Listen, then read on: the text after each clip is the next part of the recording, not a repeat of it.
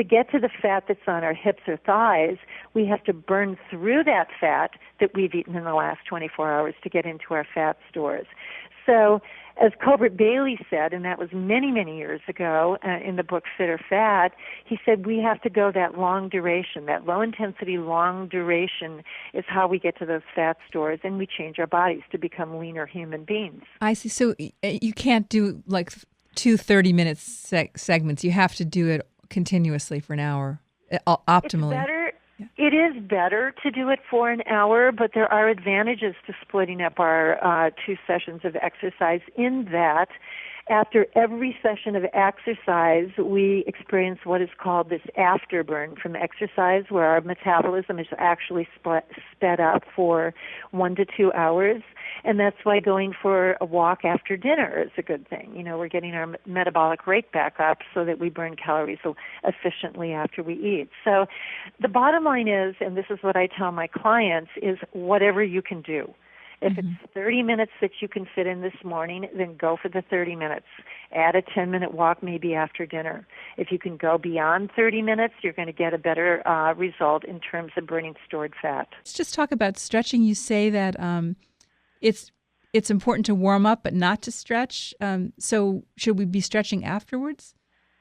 Exactly, Beth. You know, for many years we were told that because we were stiff before we started to exercise that we should stretch prior to doing our cardio or weightlifting. And we learned, actually, interestingly enough, through studies done on the Army, which is a very controlled group of guys, you know, that eat the same things, you know, do the same amount of exercise, on a very large population, thousands of guys, study that the core temperature of the muscles that we use to exercise lives at about 96, 97 degrees.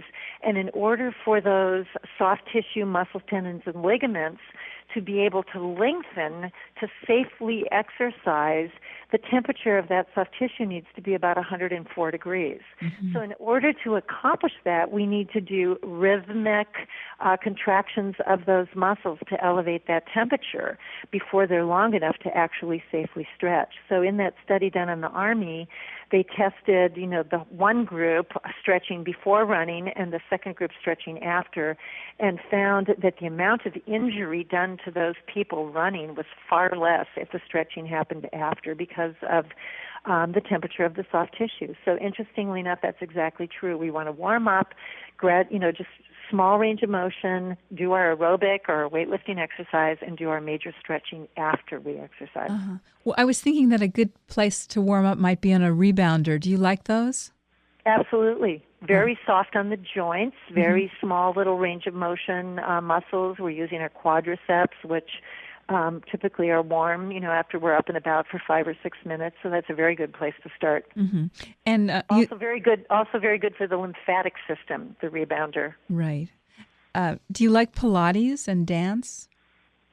I do like Pilates and dance. I basically, again, you know, anything that can encourage someone to move, because unless we love what we're doing, unless we love our exercise, we're not going to stick with it. So finding something that really resonates with you, and Pilates, of course, the advantage of that is that it keeps our core very strong. So when we choose to do other forms of exercise, our lower back is protected. I noticed that in your book you talk about adding some resistance, like if you're a swimmer, to add hand mitts to make it more strenuous. Exactly. Well, here is my philosophy, and I think the best way to go back to that question you asked me of how do we fit it all in, because we know that resistance or weight training, and those two words are interchangeable, resistance or weight training, is very important to keep our muscle mass high, our muscles being our calorie burners. So how do we fit the weight training or the resistance training in with the cardio? And one way to do that is to use your muscles to elevate your heart rate to do your cardiovascular training. So if you're a swimmer, you can add hand paddles or fins, and that's going to increase the amount of muscle you use. If you're walking on the treadmill, you can raise the elevation of the treadmill so that your legs are working harder, and maybe wear some 3-pound hand irons. My motto that I use when I prescribe exercise is judge the quality, of your cardiovascular exercise by how many muscles you use to elevate your heart rate. Ah, interesting. That's interesting. So when you're walking, you want to engage your arms and every, like your glutes, not just your knees, below your knees, right? No, not just a stroll in the park, but Right. actually use your core, use your arms to pump, keep your biceps contracted, keep your heart lifted, and squeeze your buns when you're walking and really reach that heel so you're using your hamstring as well as your quadricep. And you talk a lot about being hydrated. You say to drink a glass of water every hour? Is that? Well, the most efficient way to hydrate the body, especially if you're over 21 years old and you don't retain water at a cellular level very efficiently, is to keep that water coming during the day. So rather than waiting until you're thirsty, thirst being an indicator that we're 1 to 2% dehydrated, to take in water every hour on the hour, take in 4 to 8 ounces, and keep your cells well hydrated, because if you wait till you're thirsty and you wait till you're dehydrated, you're not going to burn fat efficiently when you exercise, and you're also the cells of your body are going to be compromised. Okay, now we have a few minutes left, and I really want to talk about soy because in your book you say it should be part of our diet, and especially if we're women over 50, because it balances our hormones. And, from what I've read, I've heard it's bad for the thyroid. I've had friends who were on high soy diets and they are on thyroid medication now. I heard it blocks minerals and it's hard to digest. And the Japanese only eat 2 tablespoons a day. So tell us, what's your take on it? Okay, here's not just my take, but the take from the scientific community. Okay, this is not my opinion. I want to clarify that before I say anything. Okay, protein is made from building blocks called amino acids that are linked together in a chain. And of the 20 amino acids found in our body, 9 of them are essential because they have to be consumed in the diet. The body can't make them. Soy protein is the only plant protein that is complete because it contains all 9 essential amino acids in the right balance for your body's needs. And that's what makes soy, first of all, a great substitute for meats that are high in saturated fat or cholesterol. This whole, what shall we call it, anti-soy madness has been a very interesting dialogue that has been going on in this community of scientists and people from the dairy industry, the meat industry, the soy industry. And what I would like all listeners to realize, okay, and this is the absolute truth, is any research that has been done that is negative about soy has not used tofu or tempeh or soy milk. What has been done is they use what is called a soy isolate.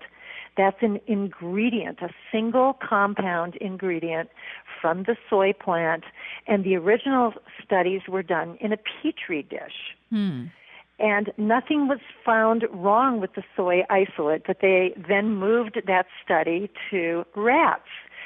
The study was done and completed on rats, and this is about 20 years ago. This is not a new controversy, trust me, okay? Nothing was found on rats, and they said, okay, well, rats aren't similar to humans, let's do it on monkeys. So the next study that was done was, again, soy isolate. The study was all of 18 monkeys, and out of the 18 monkeys, 1 monkey got sick. Okay, so this alarming news got out to the scientific community that soy isolate made 1 monkey out of 18 sick. And that started the whole controversy of, oh my gosh, okay, well, what's all this soy consumption going to do? How is it going to affect female hormones? Doctors became wary because, of course, soy has an estrogenic effect itself. And they said, okay, well, how is this soy going to affect women that have breast cancer? Because we don't want them to have extra estrogen. So that controversy came about.